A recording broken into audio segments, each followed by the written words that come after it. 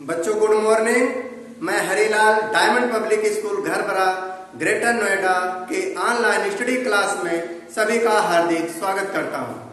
बच्चों आज हम हिंदी व्याकरण में सीखेंगे अलंकार। अलंकार किसे कहते हैं? बच्चों सबसे पहले मैं आपसे जानना चाहता हूं आज का ये जो चैप्टर अलंकार है, अलंकार का अर्थ क्या होता है? अलंकार कहते किसे हैं? किसी बालक को पता है अलंकार किसे कहते हैं? अलंकार का अर्थ क्या होता है? मैं आपको बताना चाहता हूं अलंकार का अर्थ होता है आभूषण। आभूषण सारे बच्चे जानते होंगे, गहना जानते होंगे, स्वर्ण जानते हैं, उन्हीं को हम कहते हैं। जैसे अलंकार, अलंकार का अर्थ होता है आभूषण। आभूषण आप बताएं कौन पहनता है? महिलाएं पहनती हैं। किस लिए पहनती हैं? वो श्रृंगार करती है, अपने शरीर की शोभा बढ़ाती हैं।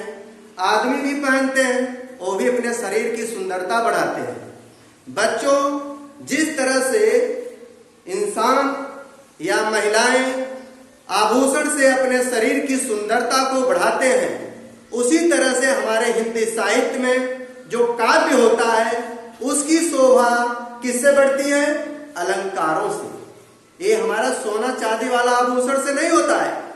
काव्य में जो हमारे साहित्य में जो शब्द होते हैं, जो अर्थ होते हैं, उसके आधार पर हम उसमें एक चमत्कार, उसमें एक बढ़ा चढ़ा के इस तरह से हम लिखते हैं कि उसकी सुंदरता जो है अपने आप निखर आती है।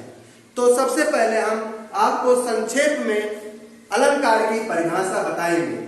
और अलंकार का अर्थ तो पता हो गया, अलंकार होता है आभूषण, गहना। उसी तरह से हमारे काव्य की आभूषण या हमारे काव्य की शोभा कैसे बढ़ती है उसके बारे में हम बताना चाहते हैं। सबसे पहले परिभाषा जाने।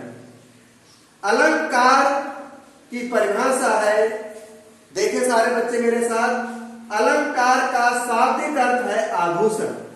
जिस प्रकार से स्वर्ण आदि के आभूषण पहनने से शरीर की शोभा बढ़ती है, उसी प्रकार काव्य अलंकारों से काव्य की शोभा बढ़ती है। स्पष्ट हुआ?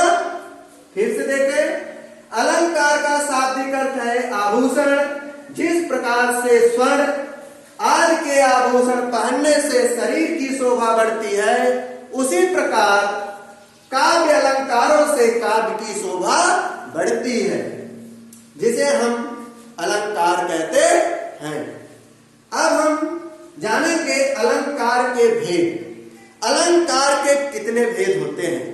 अलंकार के मुख्यतः जो है एक 3 भेद होते हैं। जैसे मैं आपको बताना चाहूंगा, नंबर 1 शब्दालंकार, नंबर 2 अर्थालंकार, नंबर 3 उभयालंकार। ये हमारे अलंकार के 3 भेद होते हैं। स्पष्ट हुआ?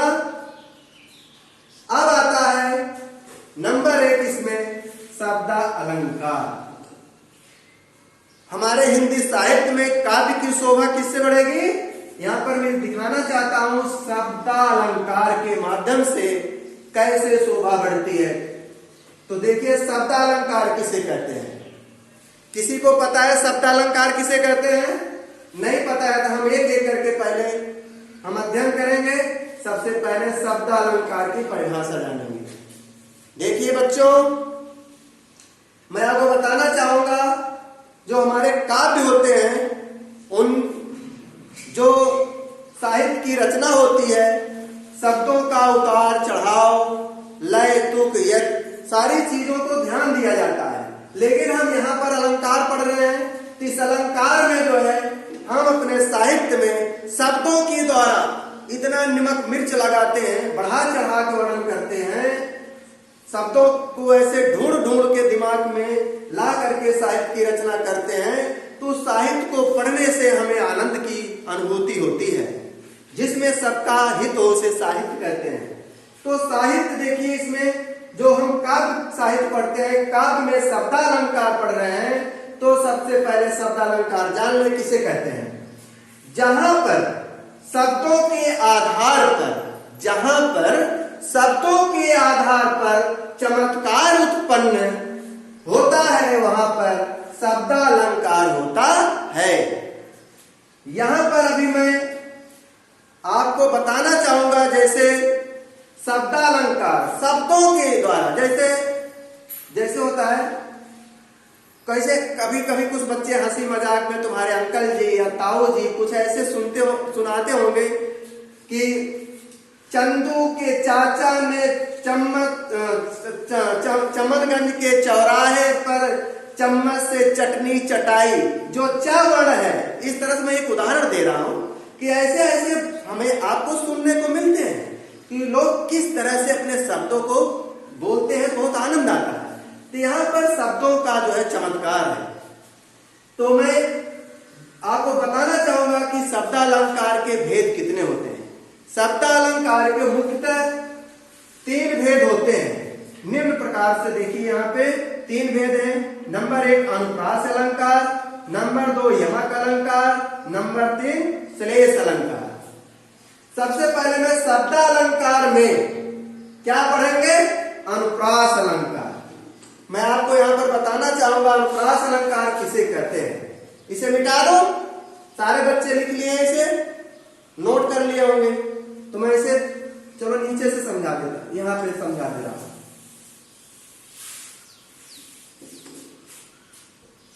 सबसे पहले यहां पे आता है अनुप्रास अलंकार।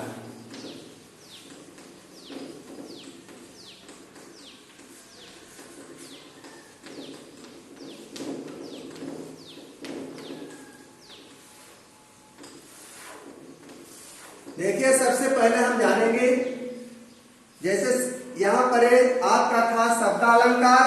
शब्दालंकार हमारा पहला था। किसी साहित्य में जो है हम शब्दों के आधार पर उसमें चमत्कार उत्पन्न करते हैं, तो वहां पर शब्दालंकार होता है।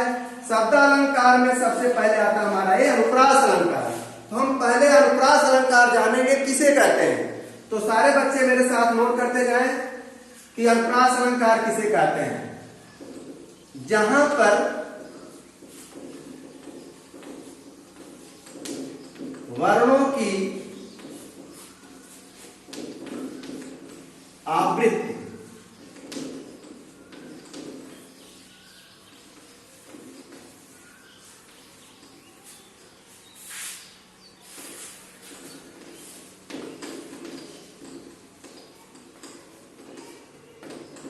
बार बार हो, जहां पर वर्णों की आवृत्ति बार बार, माने एक ही वर्ण की, या यहां पर लिख सकते हैं जहां पर वर्णों की आवृत्ति या एक ही वर्णों की आवृत्ति बार बार हो, उसे अनुप्रास अलंकार कहते हैं।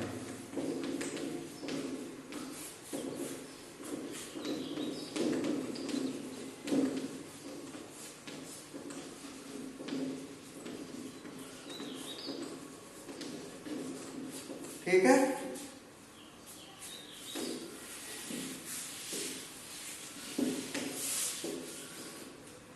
उसे हम अनुप्रास अलंकार कहते हैं। ये स्पष्ट हो रहा है आपका? अब मैं उदाहरण देके आपको समझाना चाहता हूं। जहां पर वर्णों की आवृत्ति बार बार हो, उसे अनुप्रास अलंकार कहते हैं। जैसे तरण, तनुजा, तट, तमाल, तरुवर, बहु, छाई। अब देखिए, मैं आपको समझाना चाहता हूं अनुप्रास अलंकार में जहां पर वर्णों की आवृत्ति, माने जो हमारे ता देख रहे हैं, ता वर्ण देख रहे हो सारे में, सभी शब्दों में देखिए यहां पर शब्दालंकार है, हर जगह पर ता वर्ण की आवृत्ति बार बार हुई है, तो उसे हम क्या कहेंगे? अनुप्रास अलंकार कहेंगे। ये हमारी एक पहचान है। जहां पर जब हम कोई साहित्य पढ़ते हैं, कोई रचना पढ़ते हैं, काव्य, तो उसमें अगर इस तरह के वर्ण कहीं पे आ जाएं, कोई भी अक्षर बार बार आता है कोई भी वर्ण तो उसे हमें अनुप्रास अलंकार पहचान लेना चाहिए कि अनुप्रास अलंकार इसमें है। ठीक है, जैसे यहाँ पे चार चंद की चंचल किरणें जैसे खेल रही थी नभ जल थल में। ठीक है,